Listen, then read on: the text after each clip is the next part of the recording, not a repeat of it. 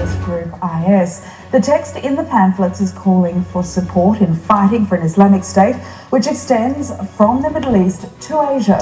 Well, let's speak now to Tariq Fatah. He was born in Pakistan and is an author and a columnist for the Toronto Sun in Canada. Thank you very much for joining us.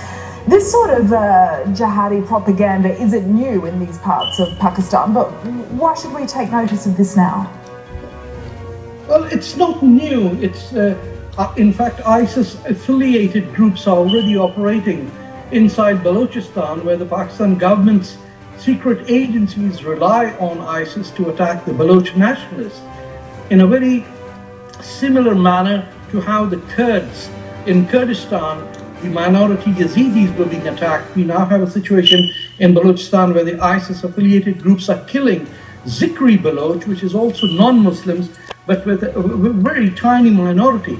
So I am not surprised, because even the Britons that were involved in the two beheadings were of Pakistani origin. I mean, Pakistan is the motherlode of all Islamic terror that has emanated in the last 20-30 years. I'm surprised that the West does not pay attention and is still giving them $1.5 billion every year to the same people who are recruiting Islamic jihadis around the world. I take your point, but how likely do you think that people in northwest Pakistan, they are restive tribal regions, how susceptible do you think they are to specific propaganda from IS and what they're trying to achieve, which is frankly a long way away? You have to understand that what ISIS is saying is not extraordinary.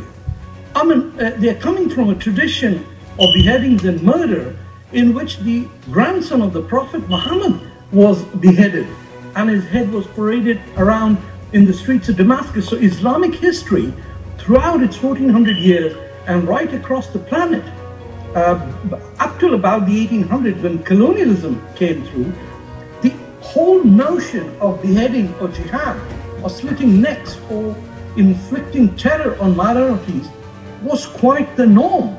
And that is why in areas where you do have Muslim majority, like my birthplace, Pakistan, in a matter of 60 years, the population of minorities has dropped from 24% to now about 2%. So we shouldn't think that this is ISIS alone.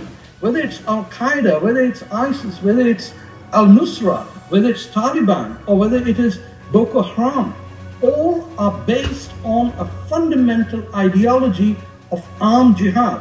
It's a pity that the West... Thank you very much. We're going to have to leave it there. Thank you.